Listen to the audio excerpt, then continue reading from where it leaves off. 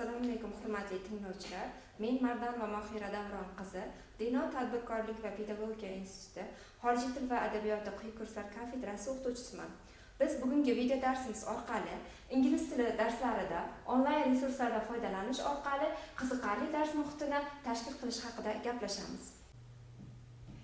Demak, bizning birinchi onlayn resursimiz liveworksheets.com deb ataladi. Bu joyda siz o'zingizni telefoningiz yoki notebookingizga Google Chrome'dan liveworksheets.com deb yozasiz hamda o'zingizga kerakli bo'ladigan mavzulardan, misol uchun MSR shaklidagi to be fe'llari yoki nimadir ma'lumot kerak bo'lsa, o'sha ma'lumotni yozasiz va mana shu ko'rinishda ma'lumotlar chiqib keladi.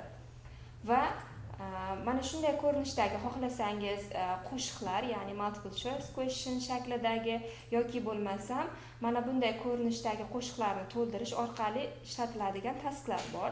Yoki bo'lmasam mana bunday nouns, ya'ni otlar, ya'ni grammatik mavzularga bag'ishlangan ma'lumotlar chiqib keladi. Bularning ustidan xohlagan bitta ma'lumotimizni bosamiz va bizga mana shunday ko'rinishdagi bitta namuna chiqib keldi.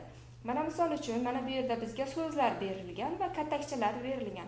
Mana shu katakchalarga person yoki please mana bu so'zlarni siljitish orqali demak o'sha mashqni bajarishimiz mumkin. Bu saytda liveworksheets.com deb atalishiga ham sabab mana shu jonli, ya'ni biz o'sha onlayn o'zimiz birdaniga bajarishimiz mumkin bo'lganligi uchun liveworksheets.com deb atalgan.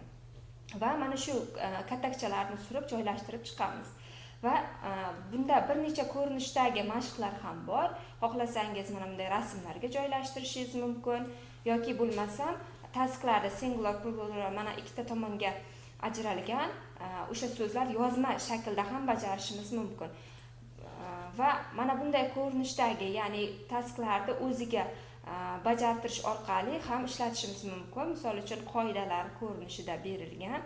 Demak, va biz o'sha so'zlarni joylashtirib chiqqanimizdan so'ng, misol uchun cats shaklida yozib chiqdik, bats, demak so'zlarni yozib chiqqanimizdan so'ng, demak mana buni pastida mana bunday ko'rinishdagi tanlash belgilari ham bor. Tanlash belgilaridan bittasini o'zimiz to'g'ri deb topgan javobimizni tanlaymiz va mana bunday ko'rinishda bizga javoblarimiz to'g'ri yoki noto'g'riligini chiqarib beradi. Buning uchun bizga check my answers, ya'ni tagida finish degan yozuv turadi, ya'ni tugatish, va o'sha belgini bosganimizdan keyin check my answers javoblarini tekshirish degan qismi kelib chiqadi. Va javob o'sha tugmachani bosganimizdan so'ng bizga mana shunday ko'rinishda demak havola hosil bo'ladi va mana bu yerda e'tibor qilsangiz 3 tadan, misol uchun 10 dan 3 ball deb atalgan, nechtadan nechta to'g'ri topsangiz o'shanga qarab ball beriladi. Va bu onlayn resursimizni bizga eng foydali tomoni, qiziqarli tomonlaridan biri, buni har qanday ingliz tili darslarida, ya'ni ikkinchi til sifatida o'qitilayotgan darslarda bemalol foydalansak bo'ladi hamda bu resursimiz mutlaqo bepul hisoblanadi va bemalol buni o'zimizni yaqinlarimizga ham o'rgatsak bo'ladi. Va bu hozirgi videomizda bu faqatgina elementary levellar uchun moslashtirilgan.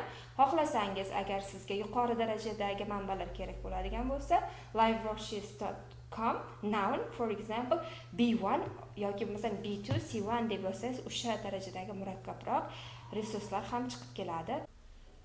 Ushbu videomiz siz uchun foydali bo'ladi deb o'ylayman. E'tiboringiz uchun rahmat.